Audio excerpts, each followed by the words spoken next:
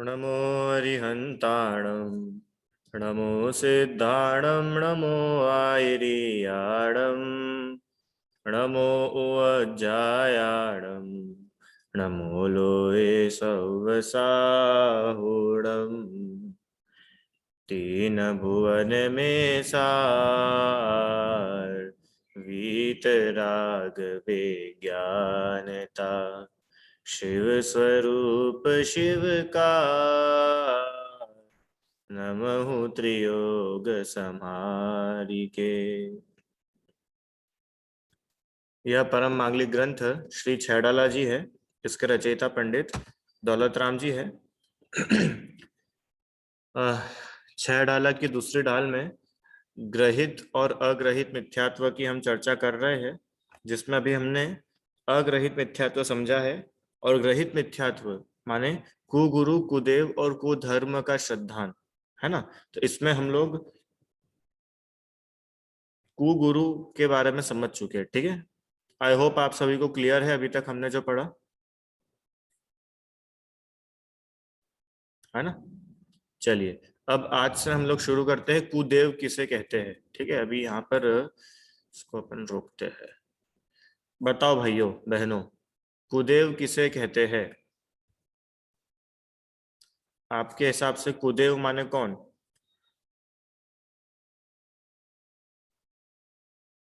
हम्म या चलो पहले ये बताओ, देव मतलब कौन? आपके हिसाब से देव माने कौन होना चाहिए?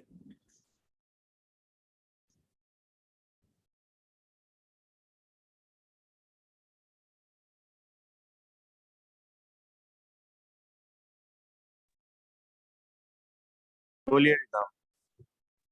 सर देव माने हमारे सिद्ध भगवान। ठीक है। आराध्या, देव मतलब देव क्या एग्जाम्पल नहीं देव बोल? गति में रहते हैं।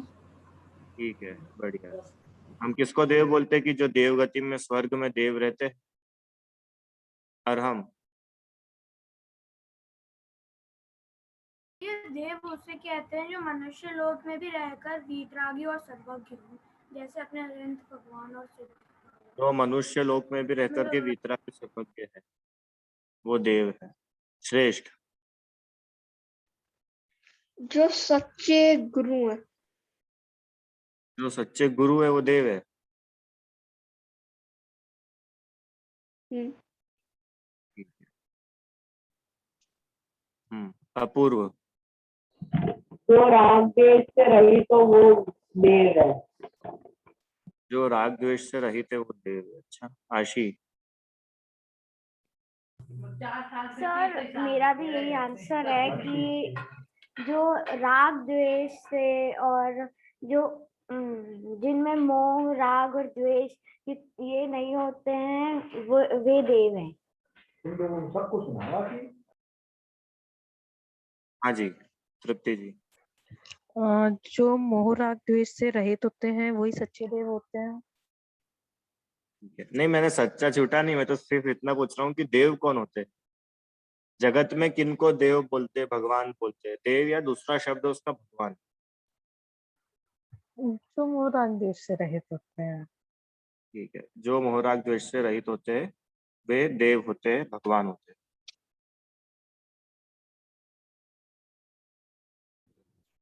ठीक है, बढ़िया, है ना। तो ये सब आप लोगों ने अभी तक बताया कि ये देव कौन होते हैं।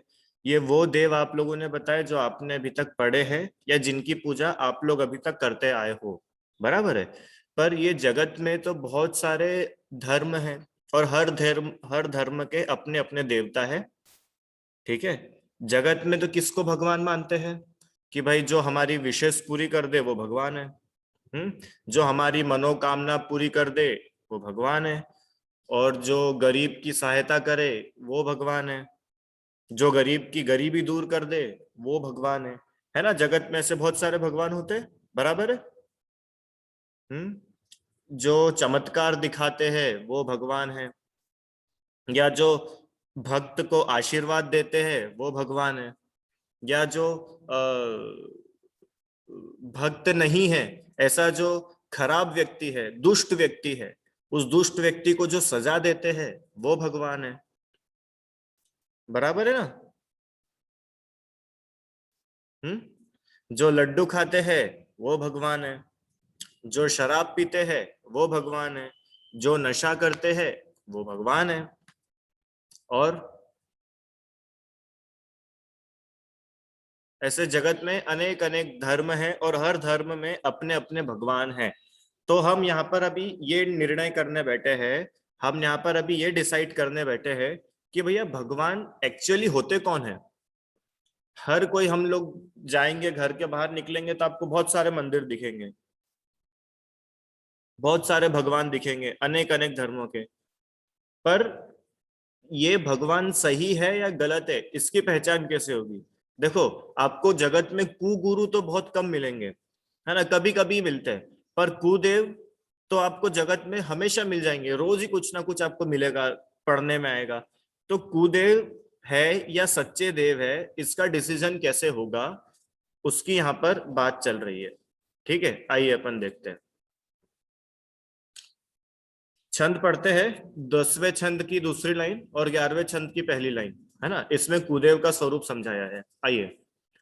जो राग द्वेष मल करी मलीन, वनिता गदादि जुत चीन चीन, ते है कुदेव तिन की जुसेव, शठ कर तन तिन भव भ्रमण छेव।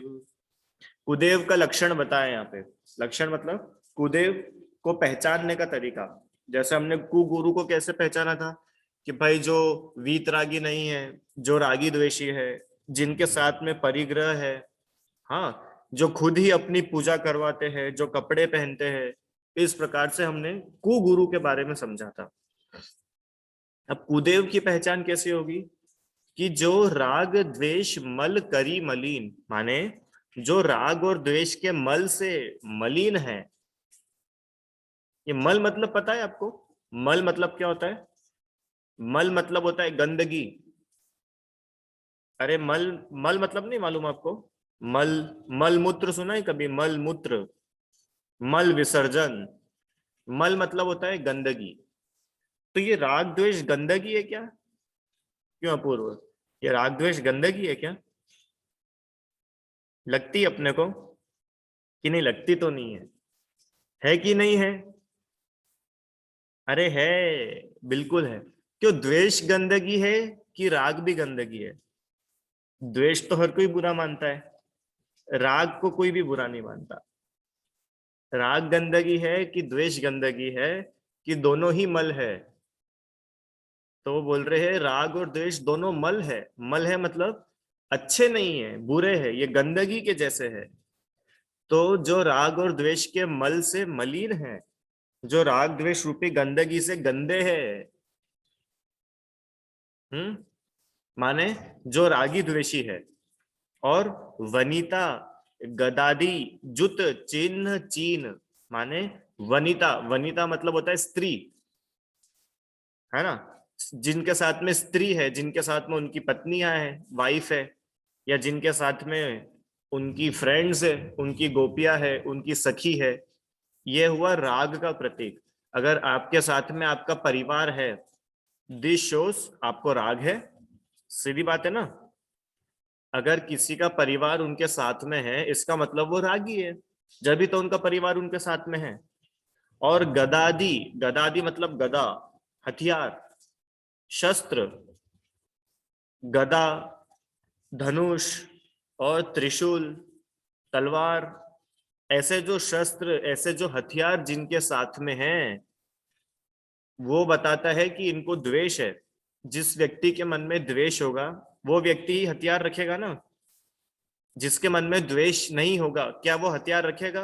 रिदम।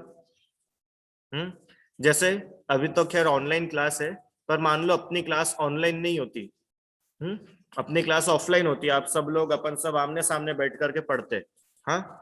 और अगर मेरे मन में द्वेष है तो मैं क्या करूंगा कि मैं एक लकड़ी लेकर के बैठूंगा, छड़ी, जो सही आंसर नहीं देगा उसको एक छड़ी पड़ेगी, है। वो तो धर्म की क्लास है तो ठीक है, छड़ी तक ही ठीक है, नहीं तो और कुछ हो।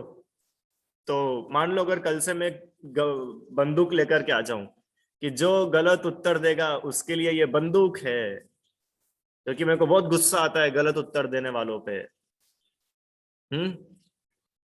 तो ये जितने भी हथियार है, ये हथियार द्वेष का प्रतीक है, ये द्वेष को सिंबलाइज करते हैं कि अगर आपके पास में हथियार है, आपके पास कोई भी हथियार है, इसका मतलब आपके मन में द्वेष है। द्वेष और राग मतलब सभी को पता है ना? कोई ऐसा है जिसको राग द्वेष मतलब नहीं मालूम? दर्श, पता है राग द्वेष मतलब? देखो, राग मतलब कोई भी चीज अच्छी लगना, किसी भी चीज से प्रेम होना, कोई भी चीज भली लगना, उसका नाम है राग।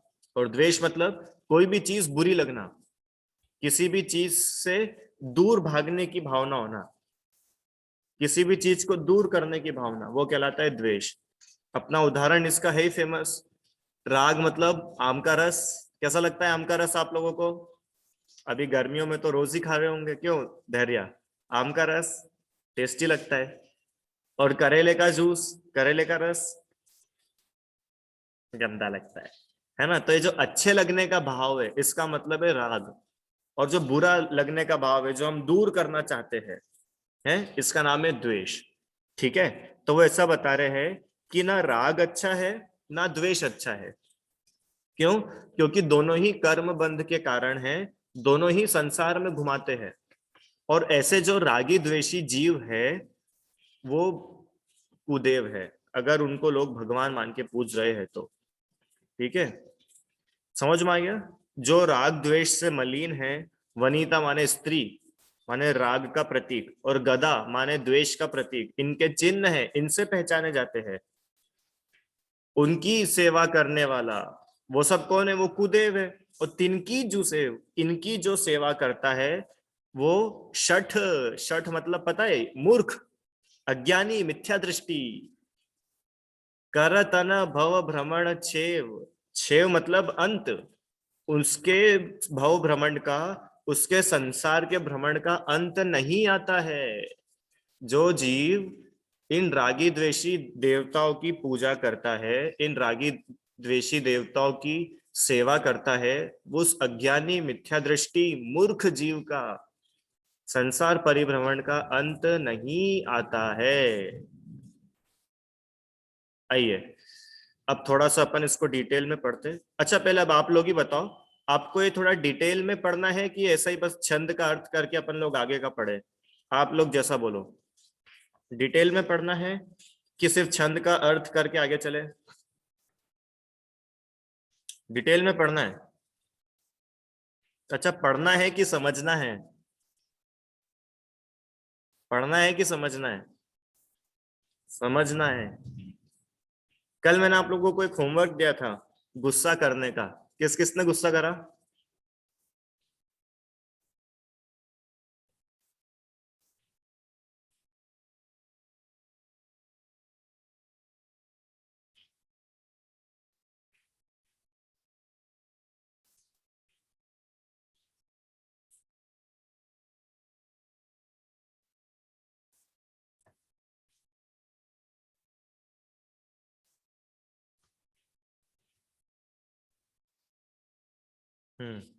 आवाज आ रही है सभी को?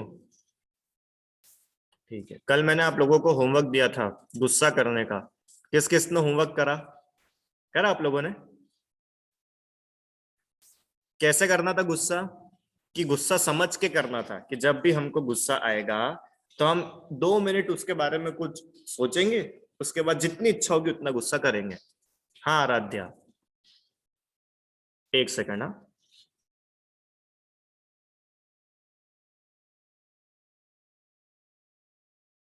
बताइए। मुझे गुस्सा आया था क्योंकि मुझे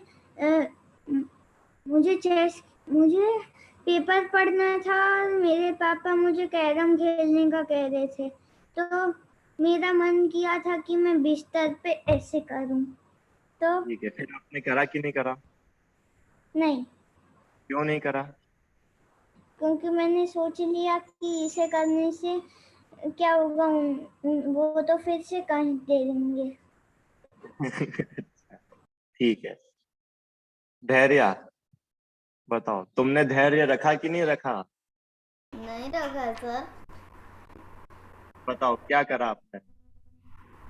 सर वो मार के चला जाता है तो फिर मारने के लिए पीछे दौड़ी, फिर सब सोचा तो फिर लगा यार अभी मारूंगी नहीं तो वापस मारने आ जाएगा, तो मार दिया। अच्छा ठीक है। क्या करा इन्होंने कि इनका भाई इनको भाई ना तुम्हारा परेशान कर रहा था। अब वो उनको मारने के लिए भागे पीछे, सोचा कि अब इनको नहीं मारेंगे तो क्या करेगा, ये वापस परेशान करेगा, इससे तो इसको मार दो, लगा दो एक अच्छे से, तो फिर ये परेशान नहीं करेगा। ठीक है।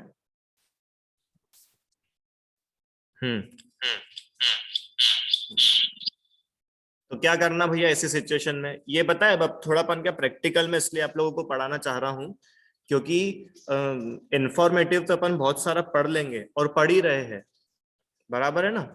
इंफॉर्मेटिव तो हर कोई पढ़ रहा है, पढ़ा रहा है, और अपन पढ़ भी लेंगे। तो आपको इंफॉर्मेटिव नहीं पढ़ाना है मुझे, भले ही 6 डाल अपनी अपन चाहे ना तो 1 महीने में पूरी 6 ढाल पढ़ सकते हैं, पर वो वैसा पढ़ने का कोई सेंस है क्या? क्यों? 1 महीने में 6 डाला कंप्लीट, फिर अगले 2-3 महीने में रत्नकरण शावकाचार कंप्लीट, फिर उसके अगले 2-3 महीने में दूसरा ग्रंथ कंप्लीट, तो उससे होगा क्या? सिर्फ इधर का नॉलेज ही तो बढ़ेगा।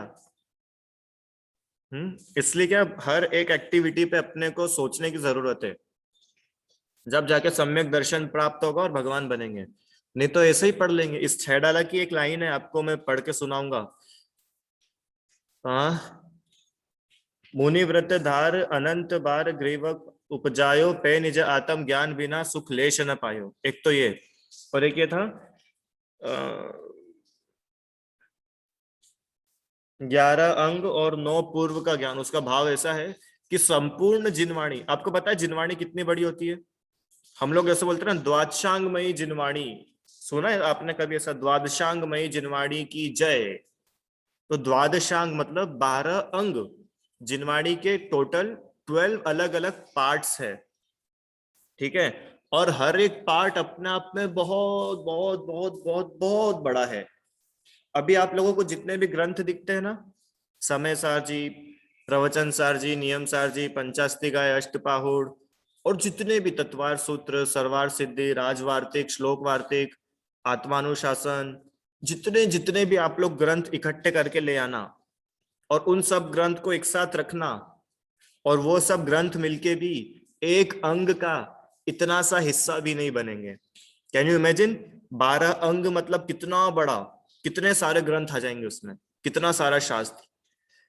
तो वो ऐसा बोल रहे हैं कि अगर आप पूरे 11 अंग 9 पूर्व के भी पाठी हो जाओ, अब सब पूरी की पूरी जिनवाणी पढ़ लो, तो भी गारंटी नहीं है आप भगवान बन जाओगे, तो भी गारंटी नहीं है आपको सम्यक दर्शन हो जाएगा। कुछ लगा सुनने के बाद में? धक्का लगा? कुछ धक्का? पढ़ने से सम्यक दर्शन नहीं होता है। अच्छा मेरे को एक बात बताओ, अगर पढ़ने से सम्यक दर्शन हो जाता तो बहुत सारे तिर्यंच है कि नहीं? बहुत सारे तिर्यंच, असंख्यात तिर्यंच सम्यक दृष्टि है। कितने? असंख्यात तिर्यंच सम्यक दृष्टि है। अब इतने सारे तिर्यंच, उन्होंने तो कोई सा भी ग्रंथ नहीं पढ़ा आज तक। आपको लगता है तिर्यंच लोगों की स्वाध्याय होती होगी? तिर्यंच में एक पंडित जी होते हैं, फिर वो सबकी शास्त्र सभा लगाते हैं, फिर सब तिर्यंच बैठ करके पढ़ते हैं। हाँ, नहीं होते, एक भी ग्रंथ नहीं पढ़ते, फिर भी वो सम्यक दृष्टि है। और हम हजारों ग्रंथ भी पढ़ ले तो भी चांसेस है हम मिथ्या दृष्टि ही रह जाए। इससे मैं आपको क्या बताना चाह रहा हूं, मैं ये नहीं बोल रहा हूं कि शास्त्र पढ़ना बंद कर दो, मैं आपको ये समझा रहा हूं कि शास्त्र किस तरीके से पढ़े जाए। शास्त्र पढ़ने का तरीका होता है। हाँ ठीक है, ये तो हमने पढ़ लिया, हाँ मोह महामत पियो अनादि, ठीक है, तो याद भी कर लिया। अच्छा नरक में ये दुख है, ओके। तिर्यंच में, हाँ ठीक है, तिर्यंच के दुख भी पढ़ लिए। मनुष्य के, हाँ ठीक है, मनुष्य में भी जब बालपने में ज्ञान न लयो, बराबर, अच्छा लिखा है। हाँ स्वर्ग में भी दुख होते हैं, बहुत बढ़िया, चलो पहली डाल कंप्लीट। सेकंड डाल, अच्छा मिथ्यात्व के कारण दुखी होते हैं, मिथ्यात्व ग्रहित अग्रहित होता है, अग्रहित मतलब ऐसा, ग्रहित मतलब ऐसा, ओके डन। तीसरी ढाल, चौथी ढाल, पांचवी ढाल, छठी ढाल, अरे ऐसे 6 ढालो क्या, तुम 1000 ढाल भी पढ़ लोगे तो भी कुछ भी नहीं रिजल्ट निकलेगा, कुछ भी रिजल्ट नहीं निकलेगा। इसलिए इसलिए अपन क्या कर रहे हैं, अपन इंफॉर्मेटिव पढ़ाई को छोड़ करके अकेले इंफॉर्मेशन के लिए पढ़ाई मत करो, उसको प्रैक्टिकली अपनी लाइफ में कैसे हम अप्लाई करें वो सीखो। समझ में आ रहा है सिद्धम? कुछ गारंटी है क्या जिसको 6 डाला याद है वो भगवान बनेगा? कोई गारंटी नहीं है। तो इसलिए 6 डाला को याद करने के बाद घमंड में मत आ जाना कि देखा मैंने 6 डाला याद कर ली, मेरे पास कितना बुद्धि है। एक शिव भूति मुनिराज है, उनकी कहानी सुनी आप लोगों ने? शिव भूति मुनिराज। अच्छा, आप लोगों को नमोकार मंत्र याद है? अपनी क्लास में कोई ऐसा व्यक्ति है जिसको नमोकार याद ना हो? अपना हाथ ऊंचा करना जरा। जिसको नमोकार याद नहीं है, ऐसा कोई है क्या अपनी क्लास में? सबको याद है? कच्चा की पक्का? कि सर पूरा पूरा पक्का, हमको तो बचपन से याद है। शिव भूति मुनिराज को तो नमोकार मंत्र भी याद नहीं था। सोचो, उन्हें नमोकार मंत्र भी याद नहीं था और वो उसी भाव में भगवान बन गए, मोक्ष हो गया उनका। कैसे हो गया? बिना नमोकार याद करे मोक्ष हो गया? कि हाँ हो सकता है, होता है। क्यों? क्योंकि उन्होंने जो मेन चीज है ना, मेन चीज क्या? सम्यक्त्व, सम्यक दर्शन, वो प्राप्त कर लिया, अपने मोह का नाश कर लिया, अपने आप को आत्मा स्वीकार कर लिया। उन्होंने ये मान लिया कि मैं आत्मा हूं, मैं शरीर नहीं हूं। इतना ही तो मानना है बस। सबसे सरल है सम्यक दर्शन, इसलिए मोक्ष बहुत सरल है। उन्होंने बहुत सारे ग्रंथ पढ़े नहीं। अब ये सुन के कल से आप लोग क्लास में आओगे कि नहीं आओगे कि सर ये बहुत अच्छा बताया आपने, बहुत सारे ग्रंथ पढ़ने की जरूरत तो है ही नहीं। तो अभी 1 घंटे भी अब 9 ग्रंथ, 9 स्वाध्याय, कि ऐसा तो भूल से भी मत कर बैठना। अपन ने समझा था ना, बस आ रही है तो धूप में खड़े होकर इंतजार करोगे कि छाव में खड़े होगे? छाव में खड़े होंगे। तो ऐसे ही जब तक मोक्ष नहीं हो रहा है, जब तक हम अपनी आत्मा में लीन नहीं हो पा रहे हैं, तब तक तो हम शुभोपयोग में ही रहेंगे, तब तक तो हम शास्त्रों का ही सपोर्ट लेंगे। तो बात क्या चल रही थी अपनी? कषाय की, क्रोध की। अपन ने कल क्रोध का होमवर्क लिया था कि हमें अगर गुस्सा आएगा तो उसको हम गुस्सा करने के पहले क्या विचार करेंगे, और आराध्या ने कल वैसा विचार करा तो उसको उसका रिजल्ट मिला कि नहीं मिला? मिला ना, कि जब भी मुझे गुस्सा आएगा, मेरी जितनी इच्छा होगी मैं उतना गुस्सा करूंगा, पूरा पूरा गुस्सा करूंगा, पर उसके पहले सिर्फ इतना सा सोचूंगा कि मेरे गुस्सा करने से क्या होगा, क्या मिलेगा गुस्सा करके, सिर्फ इतना सा सोचना है। ठीक है? और अगर आपके पास में कॉपी पेन हो तो उसको लिख लेना कि मेरे गुस्सा करने से मेरा काम हो जाएगा। ठीक है? उसको लिख लेना और उसके बाद जितनी इच्छा हो उतना गुस्सा कर लेना। करोगे अब आप लोग? आज तो करके देखना कम से कम। सार्थक और साथ में कौन है, उसकी बहन है, नेहल नाम है ना तुम्हारा? दोनों आपस में एक दूसरे को गुस्सा दिलाना और फिर ये लिखना अपनी अपनी डायरी में कि गुस्सा करने से क्या होगा। ठीक है? चलो आगे पढ़ते हैं अपन। कुदेव का स्वरूप। कुदेव कौन होते हैं भाई? कि जो राग द्वेष से मलिन है, जो रागी द्वेषी है। हाँ, और स्त्री के साथ, गधे, आभूषण के साथ में, आदि चिन्हों के साथ जिनको पहचाना जा सकता है। मुकुट लगा है, सोने का पूरा छत्र है, सब कुछ है मतलब वस्त्र पहने हैं, बढ़िया बढ़िया आभूषण हैं। तो ऐसे अज्ञानी जीव कुदेवों की भक्ति पूजा सेवा विनय करते हैं और उनका अनंत काल तक भाव भ्रमण नहीं मिटता। ठीक है? अब कुदेव के चिन्ह, कुदेव को कैसे पहचाना जा सकता है? कि देखो उनके 2 पहचान के चिन्ह हैं, एक तो एक्सटर्नल है और एक इंटरनल है। एक्सटर्नल चिन्ह मतलब जो हम बाहर से अपनी आंखों से देख करके समझ सकते हैं, जैसे उनके साथ में पत्नी है, पुत्र है, वस्त्र है, आभूषण है, ऐसे राग की वस्तुएं उनके साथ में है, राग के चिन्ह उनमें पाए जाते हैं। द्वेष के चिन्ह मतलब गदा साथ में है, चक्र, त्रिशूल, दंडा, कपाल, ऐसे हथियार जिनके साथ में है, तो वो हथियार उनके साथ है। वो खुद ही बता रहे हैं कि भैया मैं द्वेषी हूं, मुझे कभी भी गुस्सा आ सकता है, और जब मुझे गुस्सा आएगा मैं सबका नाश कर दूंगा। तो जिस व्यक्ति को गुस्सा आ रहा है, जो व्यक्ति सभी का नाश कर सकता है, वो जीव द्वेष वाला है कि बिना द्वेष वाला है? द्वेष वाला है। तो ये द्वेष अच्छी चीज है कि बुरी चीज है? बुरी चीज है। ठीक है, क्यों बुरा है ये आप और हम सब लोग अच्छे से समझते हैं अब, है ना, इसलिए मैं उसको आगे और नहीं बता रहा हूं। अब ये तो बाहर की बात हो गई, अब उनके अंदर राग द्वेष है, ये अंदर का अपन कैसे जानेंगे? कि वो उनके बाहर के चिन्हों से अपने को समझ में आएगा, उनकी बातों से अपने को समझ में आएगा, उनकी कहानियां पढ़ करके अपने को समझ में आएगा कि इनके अंदर में राग द्वेष है कि नहीं है। हाँ, जैसे आपने कहानियां सुनी है, ब्रह्मा जी की कहानी किस किस को मालूम है?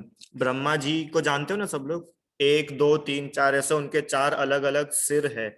तो वो 4 सिर क्यों है उनके, पता है आपको किसी को कहानी? नहीं मालूम? गणेश जी की कहानी मालूम है? गणेश जी की कहानी, गणेश जी की कहानी सबको मालूम है? क्या कहानी है गणेश जी की? नहीं? चलो, कितना टाइम है अपने पास? है थोड़ा। चलो मैं आपको गणेश जी की कहानी सुनाता हूँ आज। गणेश जी जब पैदा हुए थे वो जब से ही ऐसे थे क्या कि नीचे से इंसान और ऊपर से हाथी? शुरू से वो ऐसे ही थे क्या कि नहीं ऐसे नहीं थे? मैं जो पुराण हिंदू शास्त्रों में लिखा है उसके आधार से आपको सुना रहा हूँ कहानी। गणेश जी जब पैदा हुए थे, जब वो वैसे बिल्कुल नहीं थे, वो कैसे थे? इंसानों जैसे ही थे। अच्छा, गणेश जी पैदा कैसे हुए थे? गणेश जी पैदा कैसे हुए थे पता है? कि उनकी मम्मी जो है वो पार्वती, वो नहा रही थी, और वो पार्वती जब नहा रही थी तो उनके शरीर में से मैल निकला, और वो इतना सारा मैल उनके शरीर में से निकला कि उस मैल में से ही गणेश जी बन गए, है ना। ऐसे गणेश जी के पैदा होने की कहानी है। ठीक है, अब गणेश जी का जन्म तो हो गया। अब पार्वती जो थी वो तो अंदर नहा रही थी, तो उन्होंने अपने पुत्र से बोला, क्या बोला? कि मैं जब तक नहा रही हूं तो कोई और व्यक्ति अंदर ना आ जाए, तो तुम बाहर खड़े होकर के रक्षा करना, बाहर खड़े होकर के देखना कि कोई अन्य व्यक्ति हमारे घर में ना आ जाए, अन्य व्यक्ति नहीं घुस जाए, ऐसा आप विचार, बाहर खड़े होकर के देखना, पहरेदारी करना। तो उन्होंने ठीक है मम्मी, जो आपका हुक्म। और गणेश जी जो है वो घर के बाहर जाकर के खड़े हो गए देखने के लिए कि कोई और व्यक्ति तो नहीं आ रहा है हमारे घर में। इतने में क्या हुआ कि गणेश जी के जो पापा है, कौन है गणेश जी के पापा? शिव जी। शिव जी, शिव जी अपने घर लौटे वापस, और उन्होंने देखा कि ये लड़का कौन खड़ा है? जब मैं घर से बाहर गया था तब तो ये लड़का हमारे घर में नहीं था, और अभी हमारे घर के बाहर खड़ा है।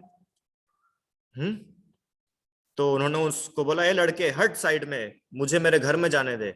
तब गणेश जी को तो पता ही नहीं था कि शिव जी कौन है, ये पार्वती जी के पति है, ये मेरे पापा है, ऐसा गणेश जी को मालूम ही नहीं था। तो उन्होंने उनको अंदर ही नहीं जाने दिया कि नहीं, आप अंदर नहीं जा सकते हो। क्यों नहीं जा सकते? मेरी मम्मी अंदर नहा रही है। तो उनको गुस्सा आया कि तेरी हिम्मत कैसे हुई, मेरे घर में ही मेरे को मना कर रहा है घुसने के लिए, कि हाँ आप अंदर नहीं जाओगे। और ऐसे दोनों में लड़ाई हो गई, और लड़ाई ऐसी हो गई कि शिव जी को आया गुस्सा, और उन्होंने क्या करा? तलवार निकाली और गणेश जी के सिर पे दे मारी, और उनकी गर्दन अलग हो गई। ठीक है, उनकी गर्दन अलग होकर के कहीं और चली गई, गुम गई गर्दन उनकी। अब इतने में पार्वती जी जो थी उनका नहाना पूरा हुआ, और वो नहा करके बाहर आई शिव जी को खुशखबरी देने के लिए कि हमारा बेटा हुआ है, मैं आपको अपने बेटे से मिलाती हूँ। पर अब बेटे से क्या मिले, बेटा तो गया, बेटे को तो पिता ने ही मार दिया, बेटे की गर्दन कहीं और चली गई, बेटे का शरीर यहाँ पड़ा हुआ है। तो ये देख करके पार्वती जी को बहुत दुख हुआ, बहुत रोना आया, और फिर उन्होंने पूरी कहानी शिव जी को बताई कि ऐसा ऐसा हुआ था, ये तो हमारा ही बेटा है जिसको आपने मार दिया। तो ये सब देख करके शिव जी को बहुत दुख हुआ, और उन्होंने सोचा कि अब क्या कर सकते हैं। क्योंकि शिव जी तो भगवान थे, भगवान के पास सुपर पावर्स होती है। तो उन्होंने अपनी सुपर पावर से क्या करा कि वहां से एक हाथी निकल रहा था, तो उन्होंने सोचा कि इस हाथी का बलिदान होगा और ये हाथी से मेरे पुत्र में जान आएगी, और उन्होंने हाथी की गर्दन काटी और अपने पुत्र में फिट कर दी और गणेश जी जिंदा हो गए। ठीक है, जब से जो गणेश जी है उनका पूरी बॉडी तो ह्यूमन की है और उनका सिर एलिफेंट का है। ये कहानी है हिंदू पुराणों में। आप लोगों ने इससे कुछ अलग कहानी सुनी हो तो बता देना, भैया मैंने तो ऐसी सुनी है अभी तक। ठीक है, अब ये कहानी मैंने आपको पूरी सुनाई। इस कहानी को सुन करके आपको ये पता चल रहा है कि नहीं कि उनके अंदर राग द्वेष है, उनके अंदर अज्ञान है? पता चलता है कि नहीं पता चलता है? मतलब ये इतनी सी कहानी पे हम कितने सारे क्वेश्चंस खड़े कर सकते हैं। कि सबसे पहला क्वेश्चन कि किसी के मैल में से किसी का जन्म कैसे हो सकता है? क्यों अपूर्व, हो सकता है कैसा कि हम बहुत दिन से नहाए नहीं और एक दिन जैसे हम बहुत महीनों के बाद में नहाए तो हमारे शरीर से इतना मेल निकला कि कोई पैदा ही हो गया, उससे नया इंसान पैदा हो गया, इतना मेल निकला है। तो इसी बात से तो ये क्रॉस हो जाता है। तो फिर भी हम चलो मान ले कि वो भगवान थे, भगवान के पास कोई सुपर पावर होगी तो उन्होंने उसको मेल में से ही जन्म दे दिया। ठीक है भैया, ओके। दूसरी बात कि अगर शिव जी भगवान है तो भगवान तो सब कुछ जानते हैं, शिव जी सब कुछ जानते हैं ना, तो वो सब कुछ जानने वाले इतना ही नहीं जान सके कि ये मेरा पुत्र है। जो पूरी दुनिया के बारे में जान रहे हैं वो अपने घर के बारे में ही नहीं जान सके। आश्चर्य की बात है ना। जो व्यक्ति पूरी दुनिया के बारे में जानते हैं, जो व्यक्ति पूरी दुनिया की रक्षा करते हैं, जो व्यक्ति पूरी दुनिया को चला रहे हैं, वो व्यक्ति खुद ही अपने घर के बारे में नहीं जान पा रहे। बताओ, इससे पता चलता है कि सर्वज्ञता नहीं है, अज्ञानता है। हाँ, उन्हीं कहानियों से हमें पता चल जाता है कि कैसी अज्ञानता है, कैसा अज्ञान फैला हुआ है। और ऐसे अज्ञानी जीवों को, ऐसी अज्ञानी कथाओं को पढ़ करके हम कैसे उन्हें भगवान स्वीकार कर ले। यहाँ पे कोई किसी दूसरे भगवान की इंसल्ट करना, किसी दूसरे भगवान को नीचा दिखाना, किसी दूसरे धर्म की बुराई करने के लिए हम लोग इकट्ठे नहीं हुए हैं। हम तो यहाँ पे सही और गलत समझने के लिए बैठे हैं कि आप लोग अपनी बुद्धि लगा के विचार कर सको कि सही है या गलत है। क्यों दिव्यांश? नहीं, धैर्य तुम बताओ। जैसे चलो तुम तो छोटी हो, पर चलो बता ही देना। जैसे तुम बड़ी होगी, ठीक है, और तुम्हारी शादी होगी, तो तुम्हारी शादी किससे होगी? कि जो है ना बहुत शराब पीता है, जो बहुत नशा करता है, जो दिन भर चिलम पीता है, उससे तुम्हारी शादी होगी। तो बताओ, तुम तैयार हो उससे शादी करने के लिए? कोई भी तैयार होगा कि जो बहुत नशा करता है, जो शराब पीता है, ऐसे व्यक्ति से कौन शादी करेगा? आराध्या? मतलब ऐसे व्यक्ति को हम हमारा पति नहीं बना सकते, तो ऐसे व्यक्ति को हम हमारा भगवान कैसे बना सकते हैं? सोचो जरा।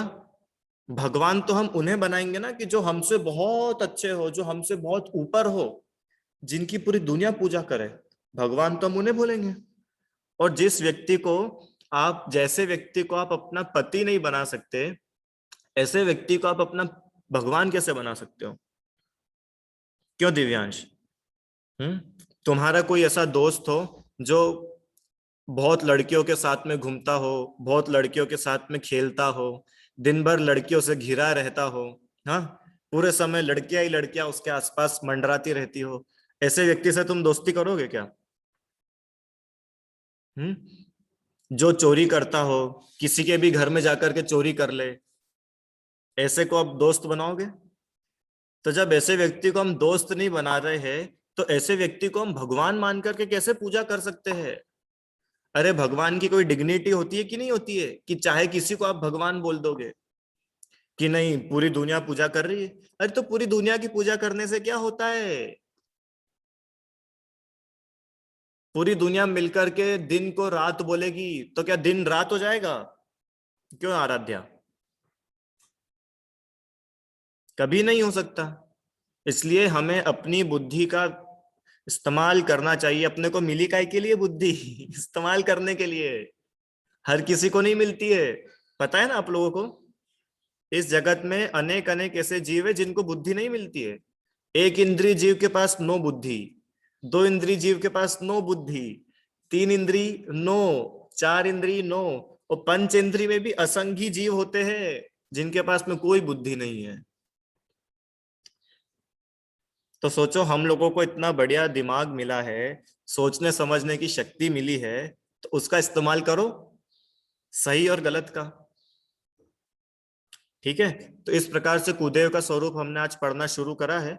इसमें आगे बहुत अच्छे अच्छे और बताए हैं कि कहाँ कहाँ पर कुदेव पाए जाते हैं, जैनों में होते हैं कि जैनों के अलावा भी कई कुदेव होते हैं, किस किस प्रकार से होते हैं, इसमें बहुत सुंदर चर्चा है। वो अपन कल की क्लास में और कंटिन्यू करेंगे। ठीक है, और मैं वापस से पहले भी बता चुका हूँ, एक बार और बता रहा हूँ कि तुम जा करके अब कल से किसी शिव मंदिर के बाहर जाके पत्थर मत फेंकने लग जाना कि भैया आप कूदे, वो आप हटो सामने से, या कोई गणेश जी के मंदिर के बाहर जाकर के चिल्लाने मत लग जाना, ये कुदेव है, ये कुदेव है, ऐसा मत करना। कोई भी बच्चों को समझाना पड़ता है भैया। समझ में आया ना आपको? नहीं तो तुम्हारी पिटाई हो जाएगी बहुत अच्छी वाली। अपने को कुछ भी नहीं करना है, ये अपन अपने लिए पढ़ रहे हैं, दुनिया के लिए नहीं पढ़ रहे हैं, अपने लिए समझ रहे हैं। समझ में आया ना?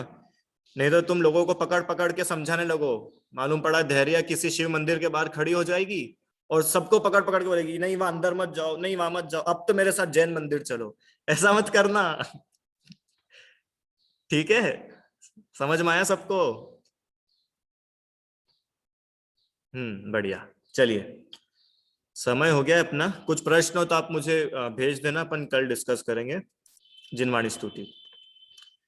हे जिनवाणी भारती तो ही जपो दिन रैन, जो तेरी शरणा गहे सो पावे सुख चैन। जा वाणी के ज्ञान ते सूझे लोकालोक, सो वाणी मस्तक नमो सदा देत हूँ ढूक। 9 बार नमो।